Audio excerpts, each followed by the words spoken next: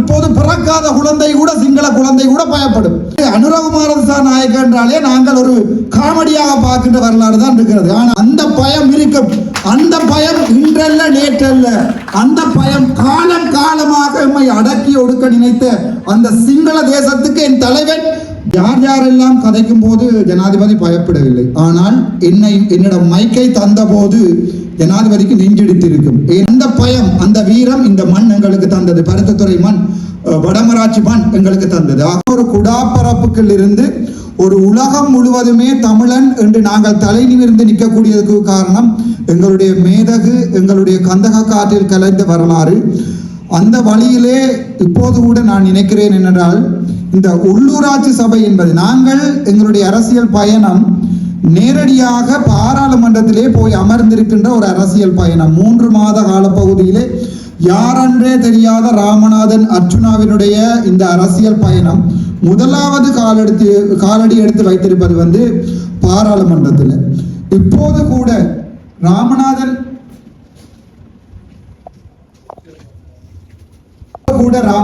அர்ச்சுனா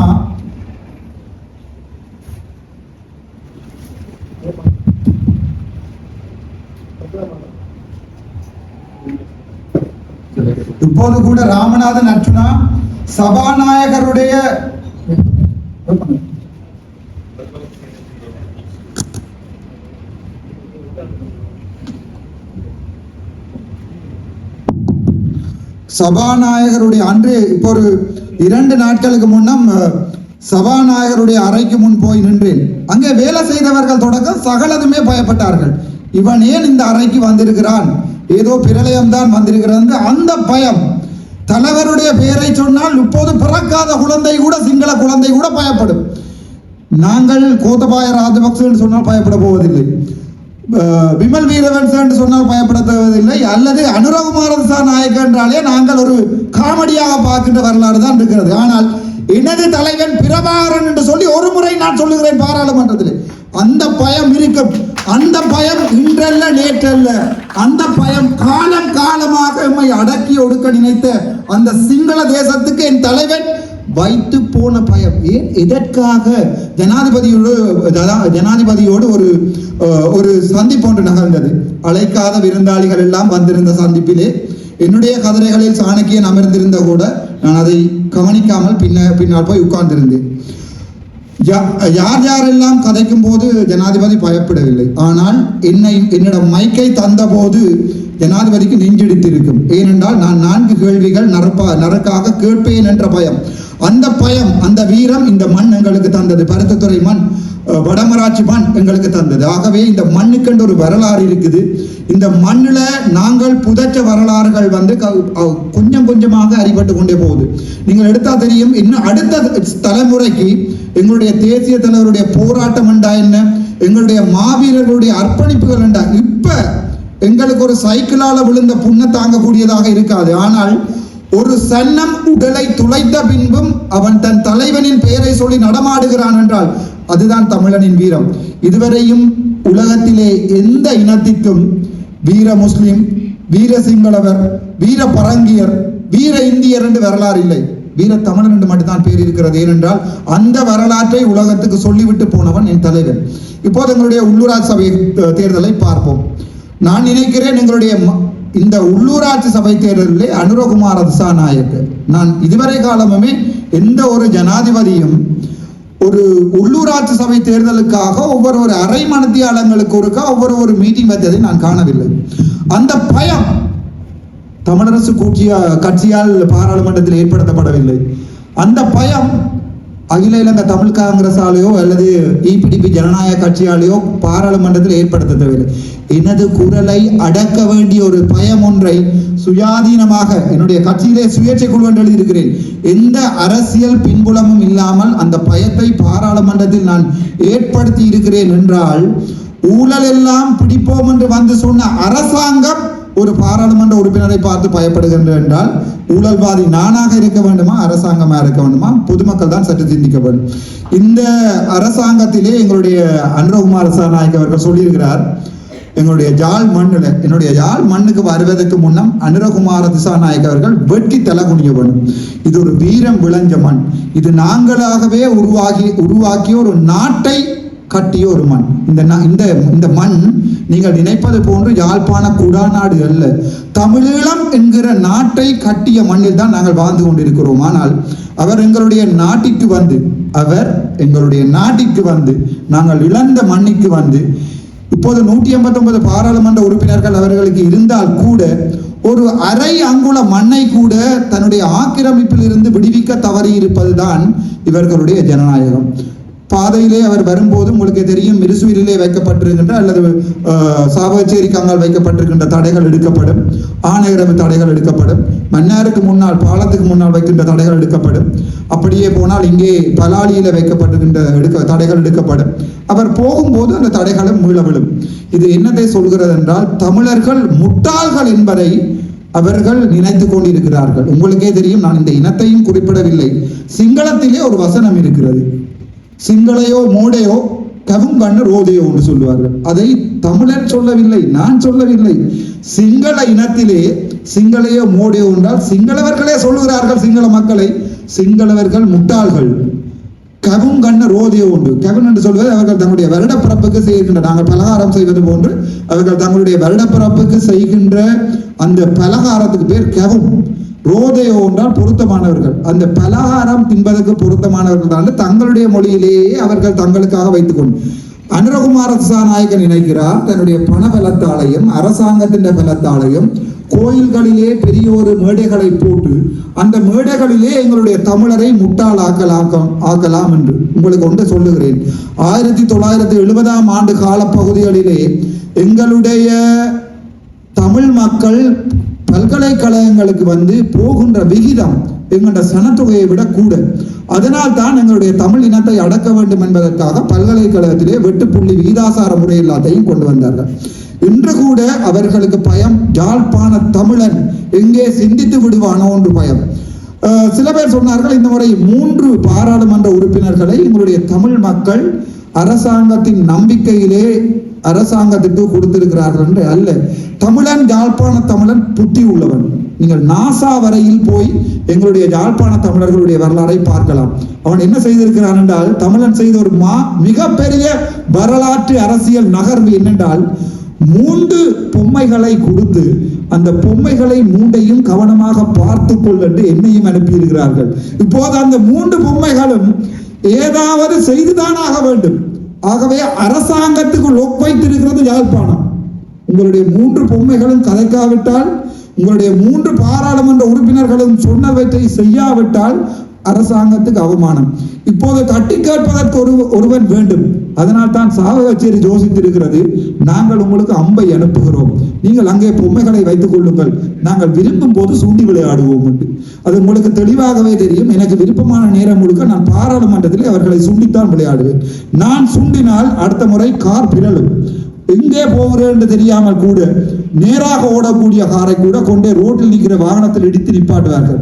இப்போது கூட உங்களுக்கு வடிவாக தெரியும், யாழ்ப்பாணத்திலே டிசிசி மீட்டிங்களே நான் எங்கே கேட்டு விடுவேனே என்ற பயத்திலே கதைப்பதற்கு முன்னம் ஏதாவது ஒன்றை கத்துவதற்கான் ஒரு சில பேர் முயற்சிப்பார்கள். அதுதான் எங்களுடைய தமிழனுடைய புத்திசாலித்தனம். மட்டக்களப்பிலே தமிழரசு கட்சியை அனுப்பி இருக்கிறது மட்டக்களப்பு மண். ஆனால் தமிழரசு கட்சி இப்போது என்ன செய்கிறது என்று சொன்னால், அரசாங்கத்துக்கு ஒரு முட்டு கொடுத்து கொண்டிருக்கிறது. சுமந்திரன் அவர்களுடைய தலைமையிலே வரலாறாக 15 வருடங்கள் செய்து கொண்டிருந்த அதே அரசியல் விபச்சாரம் என்றே அதை சொல்லலாம். அதை எங்களுடைய முன்னாள் பாராளுமன்ற உறுப்பினர்கள் தவராசா உட்பட அனைவருமே சொல்லியிருக்கிறார்கள். அரசியல் விபச்சாரம் என்பது எனப்படுகிறால், தன்னுடைய தாய் நாட்டையும் தன்னுடைய தாய் மொழியையும் தன் இனத்தையும் தன் மக்களையும் இன்னொரு இனத்துக்கு காட்டி கொடுப்பவன் தான் விபச்சாரி. இவர் எங்களுடைய சுமந்திரன் அவர்கள் இதுவரைக்கும் 15 வருட காலங்கள் ரணிலோடு நின்று, அதே நேரம் அதற்கு முதல் கோத்தாவோடு நின்று, மஹிந்தவோடு நின்று, மைத்திரியோடு நின்று எங்களுடைய தமிழ் மக்களை தெள்ளம் தெளிவாக காட்டி கொடுத்திருக்கிறார்கள். ஆனால் இந்த தடவை என் தமிழினம் யாழ்ப்பாணத்தில் என்ன செய்திருக்கிறது என்றால், 3 பேரை அங்கே அனுப்பி அந்த 3 பேர் மூலமாக பொருட்களை இங்கே எடுப்பதற்கு ஒரு வழிமுறையையும் செய்து, எடுக்காவிட்டால் ஒரு குட்டி வாய் தம்பி என்று என்னையும் பாராளுமன்றம் அனுப்பி இருக்கிறது. அதுதான் இந்த உண்மை. சரி, நாங்கள் எங்களுடைய பிரதேச சபை நகர சபை பிரச்சனைக்கு வருவோம். பருத்தித்துறை நான் 17 நகர சபைகளிலே 11 சபைகளுக்கு நாங்கள் இந்த முறை விண்ணப்பம் செய்திருந்தோம். அதில் 10 நகர சபைகள் திட்டமிட்ட ரீதியில் 16ஆம் திகதி 20ஆம் திகதி நாங்கள் சப்மிட் பண்ண வேண்டிய நேரங்களில் 16ஆம் திகதி ஒரு மேலதிகமான சுற்றறிக்கை ஒன்றை வெளியிட்டு அந்த சுற்றறிக்கையை நாங்கள் காசு கட்டும் போது எங்களுக்கு கூட தராமல், ஆனால் தமிழரசு கட்சிக்கு அந்த சுற்றறிக்கை கொடுக்கப்பட்டிருக்கிறது. அவர்களை ஒரு வாட்ஸ்அப் குழுமத்திலே இணைத்து, ஏனென்றால் அனுரகுமார திசாநாயக்க அவர்களுக்கு தேவையான ஒன்று எங்களுடைய இனத்தை அழிக்க வேண்டும்.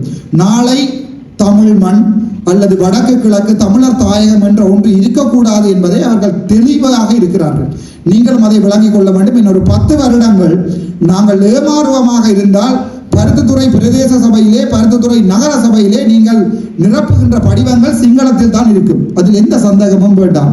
இது ஒரு நாடு என்பார்கள், இது ஒரு இனம் என்பார்கள், தமிழர்கள் வந்தேறு குடிகள் என்று சொல்வார்கள், குவேனிக்கு இவர்கள் தான் பீசா கொடுத்த என்று கூட சொல்லக்கூடிய சிங்கள இனம். நாளை அனுரகுமார திசாநாயக்கவுடைய தலைமையிலே எங்களுடைய தமிழ் ஈழம் என்பது, வடக்கு கிழக்கு இணைந்த தமிழர் தாயகம் என்பது ஒரு கோட்பாடு அல்ல.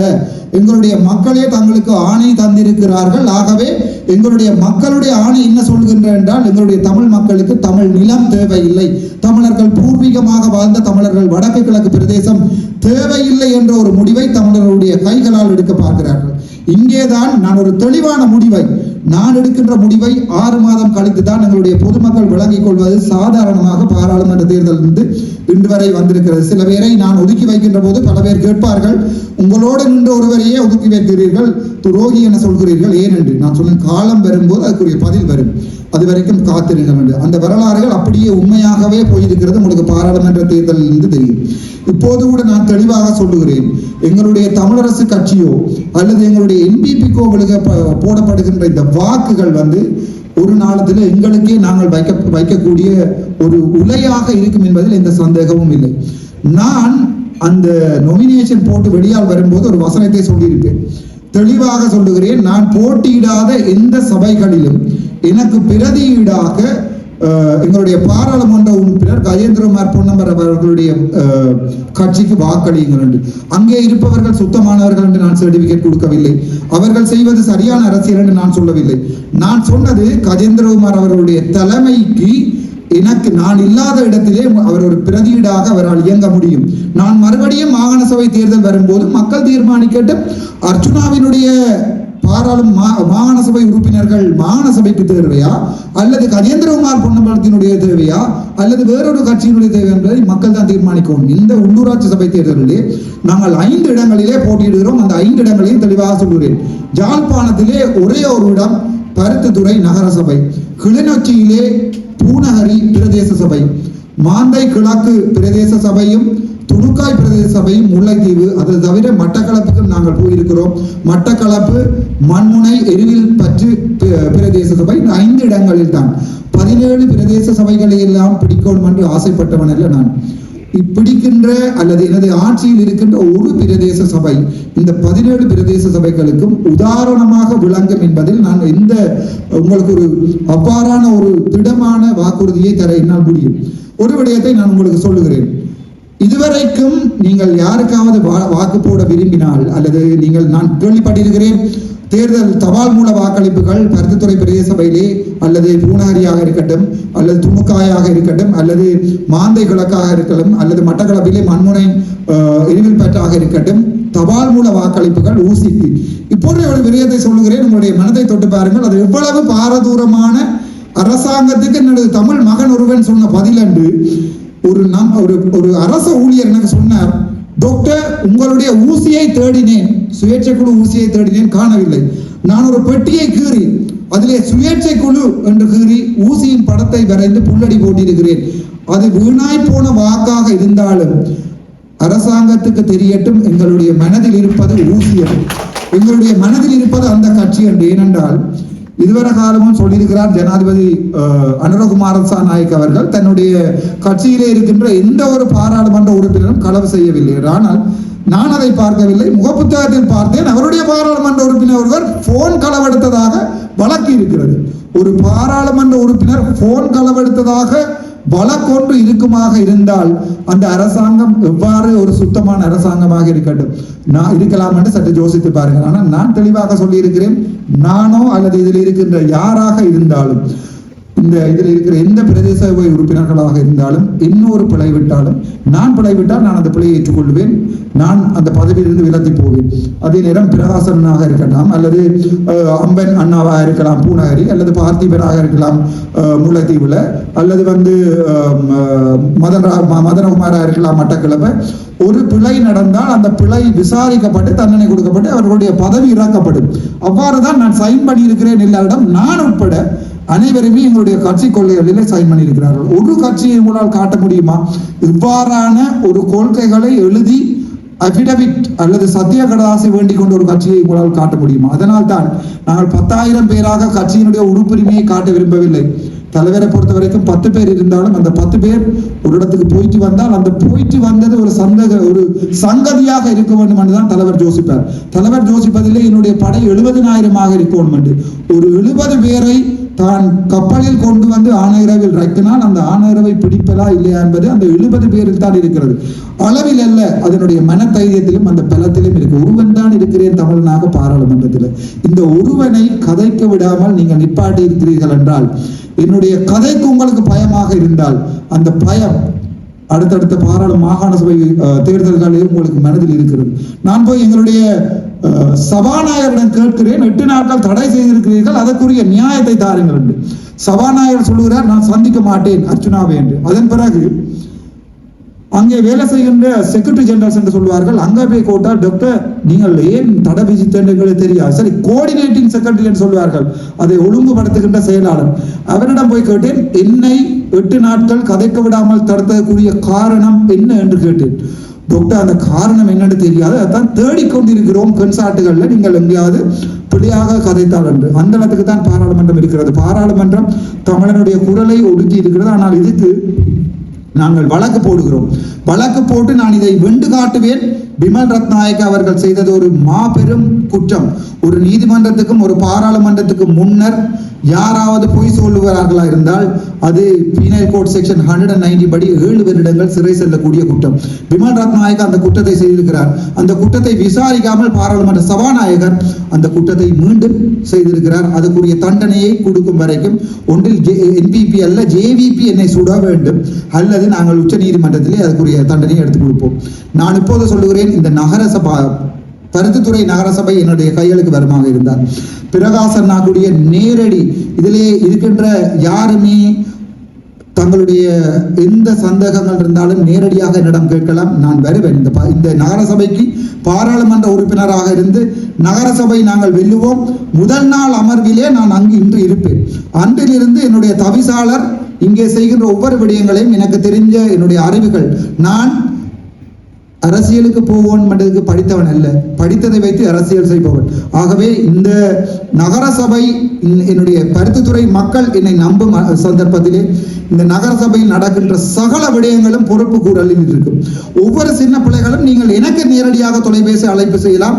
பிரகாசண்ணாவிடம் சொன்னோம், அவர் எங்களுக்கு அதை செய்யவில்லை டாக்டர், நீங்கள் இதை பாருங்கள் என்று நான் நேரடியாக வந்து இது நான் பொறுப்பு எடுக்கின்ற ஒரு நகரசபை. இந்த பருத்தித்துறை நகரசபை நான் என்னுடைய கைகளால் பொறுப்பெடுக்கின்ற நகரசபை. நான் நினைக்கிறேன், மற்ற அரசியல் கட்சிகளை விமர்சிப்பதை விட நாங்கள் இந்த நகரசபையை எவ்வாறு நடத்துவோம் என்று சொல்வதில் தான் எங்களுடைய வெற்றி இருக்கிறது. நான் யாரையுமே இங்கே விமர்சிக்க விரும்பவில்லை. எந்த ஒரு தமிழ் கட்சியாக இருக்கட்டும், எந்த பாராளுமன்ற உறுப்பினர் யாரையுமே விமர்சித்து அரசியல் வாக்கு தேட வேண்டிய தேவை எனக்கு இல்லை. எந்த அரசியல் பின்புலம் இல்லாமல் பாராளுமன்றம் சென்றவன் நான். ஆகவே இந்த நகரசபையிலே நான் என்னுடைய கைகளால், அது 5S சிஸ்டமாக இருக்கட்டும், அல்லது ஒரு குவாலிட்டி மேனேஜ்மெண்ட் சிஸ்டமாக இருக்கட்டும், அல்லது ஒரு கைசன் சிஸ்டமாக இருக்கட்டும், அவர்களுக்கு தெரியாமல் இருக்கலாம் சில நேரங்களில். நான் அவர்களுடைய மீட்டிங்களை வைத்து அவர்களுக்கு அதை படிப்பித்து பருத்தித்துறை நகரசபைகளிலே எங்கெங்கே குப்பைகள் தொட்டிகள் வைக்கப்பட வேண்டுமோ அவற்றை வைத்து, இந்த விளக்குகள் எவ்வாறு சீர் செய்யப்பட வேண்டுமோ அவற்றை வைத்து, மலசல கூடங்கள் எல்லாம் உங்களுக்கு தெரியும், கண்டியிலோ அல்லது தெற்கிலோ போய் ஒரு மலசடம் போனால் எவ்வளவு சுத்தமாக இருக்கும். ஆனால் நகரசபை பருத்தித்துறை நகரசபை மனசோட கூடங்களுக்குள் உங்களால் போய் வர முடியுமா? போய் வர முடியாது. இது என்னுடைய வாக்கு, உங்களுக்கு நேர நான் தருகின்ற வாக்கு. அது ஒரு தெற்கில் போய் ஒரு ஹோட்டலில் எவ்வாறு இருக்குமோ அவ்வாறு நான் உங்களுக்கு அந்த நகர சபையை சுத்தப்படுத்தி அந்த நகர சபையை மெயின்டைன் பண்ணி இப்படியும் ஒரு நகர சபை இருக்குதா உங்களுக்கு தெரியும். எல்லா பிரதேச சபைகளுக்கும் எல்லா தபால் அலுவலகங்களுக்கும் எல்லா வைத்தியசாலைகளுக்கும் குவாலிட்டி மேனேஜ்மெண்ட் அவார்ட்ஸ் என்று கொடுப்பார்கள். அதாவது தமிழிலே சொல்லுவது எவ்வாறு குவாலிட்டியாக அந்த அவர்கள் அந்த நிர்வாகம் செய்கிறார்கள் சொல்லி அவார்ட்ஸ் கொடுத்திருப்பார்கள். எங்காவது கேள்விப்பட்டுக்கிறீங்களா யாழ்ப்பாணத்திலேயோ அல்லது வடக்கு கிழக்கிலேயோ ஒரு பிரதேச சபை அவ்வாறான ஒரு குவாலிட்டி மேனேஜ்மெண்ட் அவார்ட்ஸை வென்றிருக்கின்றன? ஆனால் நான் வேலை செய்த பேராதனை வைத்தியசாலை ஆசியாவிலே முதலிடம் பெற்றிருக்கிறது. அதுக்கு பொறுப்பானவன் நான். ஆசியாவிலே முதலிடம் பெற்றிருக்கிறது நான் வேலை செய்த பேராதனை வைத்தியசாலை. ஆகவே எனக்கு கீழ் இருக்கின்ற அந்த நகர சபையை இலங்கையிலே ஒரு சிறந்த நகர சபையாக மாற்றுவேன். இதுதான் என்னுடைய தேர்தல் வாக்குறுதி உங்களுக்கு. அது தவிர உங்களுக்கு எல்லாருமே தெரியும், எல்லா நகர சபைகளிலும் ஊழல் நடந்திருக்கிறது. பருத்தித்துறை நகர சபையை எடுத்து பார்த்தால் நான் அண்மையில் தான் பார்த்தேன். அந்த புது அவர்களுடைய சந்தை அங்கே ஒரு ஊழல் நடந்திருக்கு என்று சொல்கிறார்கள். புது சந்தைக்குரிய காணியை வித்ததில் ஊழல் நடந்திருக்கிறார்கள். பிரகாசனிடம் சொன்ன முதலாவது வசனம், நகர சபை பொறுப்பெடுக்கின்ற முதல் நாள் சகல கணக்குகளும் திருப்பி தட்டி பார்க்கப்படும். யாருக்கு வித்தது, அதனுடைய உண்மையான விலை மதிப்பு அதுதானா அல்லது அதுக்குரிய பொக்கிமெண்ட் கோல் பண்ணப்பட்டிருக்கிறதா? ஒரு காணியை வேண்டுவதாக இருந்தால் ஒரு பிரதேச சபை ஒரு வேட்புமனு கோரல் தாக்கல் செய்திருக்கணும். அதுக்கு எல்லா வேட்புமனுக்களும் அனுப்பப்பட்டிருக்கணும். அதை ஓப்பன் பிட் கோல் பண்ணின மாதிரி ஓப்பனாக அதை உடைத்திருக்கணும். அந்த வேலைகள் நடந்திருக்காவிட்டால் அந்த பணங்கள் அவ்வளவுமே வழக்குகள் போடப்பட்டு இங்கே இந்த பிரதேச நகர சபையிலே யார் நான் சொல்லுகின்ற நேரடி உத்தரவாதம். அன்றைக்கு நான் போனால் கொடிகாமத்துக்கு கொலை நடந்திருக்கிறது. என்னுடைய முகப்புத்தகத்திலே போட்டிருக்கிறேன். அங்கே எனது நடுநிலைமையை நான் இழக்கிறேன் என்று என்னுடைய வாய்களை கட்டுப்படுத்தப்பட்டிருக்கிறது. என்னால் கதைக்க முடியாது. அந்த கொலைகள் சம்பந்தமாக என்னால் கதைக்க முடியாது. நீதிமன்றம் போயிருக்கிறது கொலை வழக்கு. நடுநிலைமையாக இருக்கிறேன் என்று கேட்டால் இல்லை. நான் அன்றைய தினம் அதை தவிர்த்திருக்கிறேன். எங்களுடைய 1-2 மீடியா அங்கே வரவழிக்கிட்ட போது கூட நான் இல்லை வரவேண்டாம் சொல்லியிருக்கேன் என்றால் அதுகளை சட்ட சிக்கல்களாக பண்ணபடியால் நான் இந்த கொடியாமத்தில் நடந்த கொலை சம்பந்தமாக இந்த கருத்தையும் தெரிவிக்கவில்லை. ஆனால் பருத்தித்துறையிலே ₹1 களவெடுக்கப்பட்டிருந்தால் அதை நாங்கள் லஞ்ச ஊழல் ஆணைகளுக்கு எங்களுடைய தலைவர் பிரகாஷ் ஸ்ரீகரனுடைய ஒப்பத்தோடு வழங்கப்படும். அது தோண்டப்பட்டு அங்கே யாராவது காசு அடித்திருந்தால் அவர்களுடைய வழக்குகள் போடப்பட்டு இது என்னுடைய 2வது உங்களுக்கு தருகின்ற உத்தரவாதம். 3வது உத்தரவாதம் நான் உங்களுக்கு தருகிறேன்.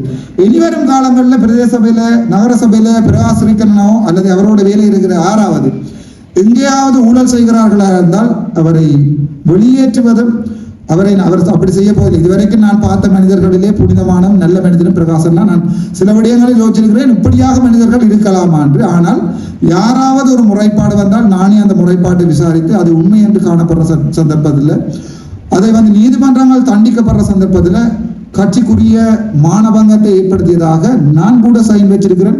10 மில்லியன் ரூபாய் உங்களுடைய கட்சிக்கு நான் நஷ்ட வீடாக கொடுப்பேன் என்று. அவ்வாறான ஒரு கட்டுக்கோப்பான ஒரு கட்சியோடு தான் நான் நகர சபைக்கு இந்த முறை களமிறக்கி இருக்கிறேன். நீங்கள் விரும்பினால் எந்த கட்சிகளுக்கும் நீங்கள் வாக்கு போட்டுக் கொள்ளுங்கள். எனக்கு அந்த எந்த கவலையும் இல்லை. ஆனால் போடுகின்ற ஒவ்வொரு வாக்குகளும் நிதானமாக யோசித்து பாருங்கள். இந்த கட்சியை ஆளுவது யார்? இந்த கட்சிக்குரிய முதன்மை ஆள் யார்? உதாரணத்துக்கு பார்ப்போம். அரசாங்க கட்சி ஒன்றுக்கு நீங்கள் வாக்களிப்பீர்களா இருந்தால் அவருடைய தலைவர் அனுரகுமார சாநாயக்க என்ன சொன்னாலும் அந்த கட்சி தவிசாளர் செய்துதான் ஆகும். இல்லை என்றால் வீட்டை அனுப்புவார்கள். நீங்கள் உங்களை சிங்கள தேசம் ஆள வேண்டும் என்று நினைத்தால் NPPக்கு வாக்கு போடலாம். உங்களுடைய வாக்கு உரிமை. சரி பார்ப்போம். அகில இலங்கை தமிழ் காங்கிரஸ் அல்லது தமிழ் மக்கள் பேரவை